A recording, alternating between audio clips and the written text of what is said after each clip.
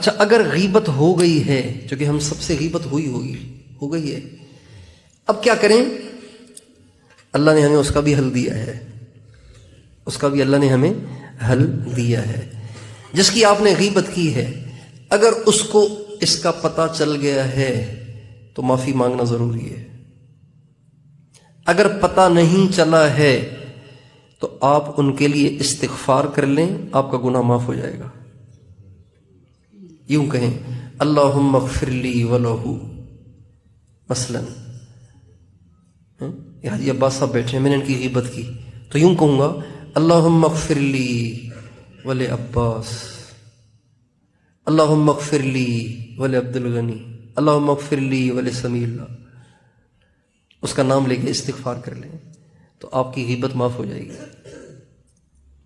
اللہ سے معافی الگ مانگیں، اور بندے سے جو معافی مانگنی تھی اگر ان کو پتہ ہی نہیں چلا، یا اگر آپ نے کسی کی غیبت کی ہے وہ فوت ہو گیا، اب کیسے معافی ہوگی بھائی؟ یا پتہ ہی نہیں کہ کس کس کی غیبت کی ہے، تو ان تمام صورتوں میں آپ ان کے لیے استغفار کریں تو غیبت معاف ہو جائے گی۔ یہ تو بات ہے حدیث کی۔ اور ایک اور بات، ایک بہت بڑے بزرگ گزرے حضرت ابو المواہب شیخ ابو الحسن شاذلی رحمۃ اللہ علیہ، جیسے ہمارا قادری سلسلہ ہے، نقشبندی سلسلہ ہے، چشتی سلسلہ ہے، سہروردی سلسلہ ہے نا، ایسی ایک سلسلہ شاذلی بھی ہے۔ تو اب تو ختم ہو گیا وہ شاذلی سلسلہ، پہلے ہوتا تھا مراکش، تیونس، افریقہ کے علاقوں میں یہ سلسلہ بہت تھا، شاذلی سلسلہ، مصر میں یہ سلسلہ تھا، اب نہیں رہا وہ۔ تو وہ جو شیخ ابو الحسن شاذلی تھے ان کو آپ علیہ السلام کی بہت زیارت ہوتی تھی، تو آپ علیہ السلام نے کہا، فرمایا ابو الحسن غیبت نہ کیا کرو،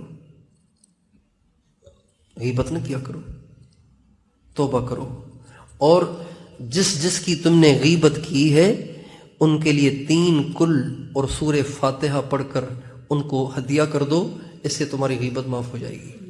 یہ ان کو آپ علیہ السلام نے اپنی زیارت میں فرمایا۔ تو 2 باتیں ہو گئیں، جس کی آپ نے غیبت کی اس کو پتہ نہیں چلا، جس کی آپ نے غیبت کی وہ فوت ہو گیا ہے، جس کی آپ نے غیبت کی آپ کو پتہ ہی نہیں کس کس کی ہے۔ ان تمام صورتوں میں آپ ان کے لیے استغفار کریں اور ان کو 3 کل سورہ فاتحہ پڑھ کے بخش دیں، آپ کا غیبت کا گناہ معاف ہو جائے گا۔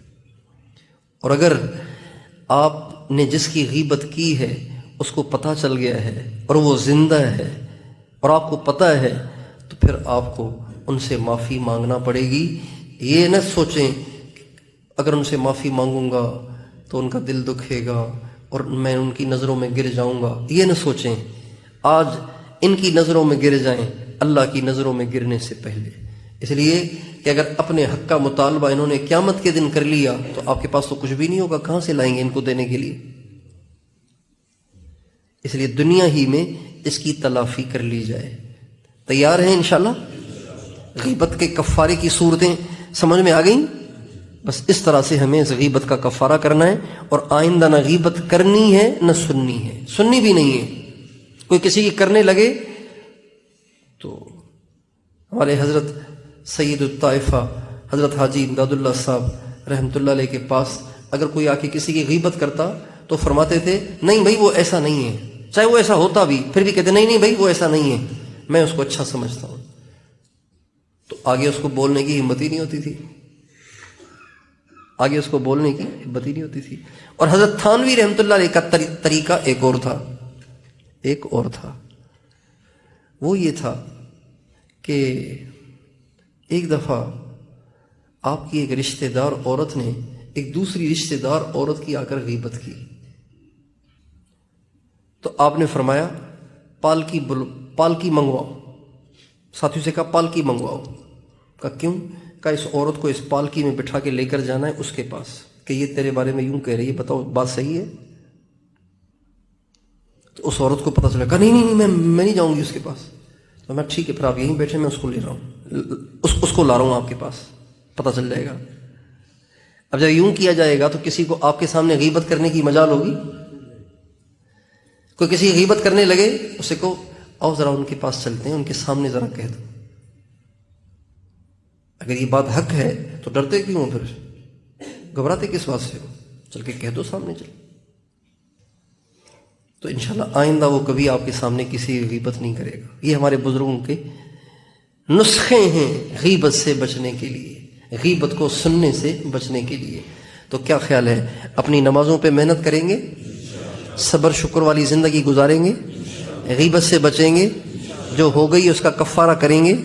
اللہ تعالی ہم سب کو توفیق عطا فرمائے۔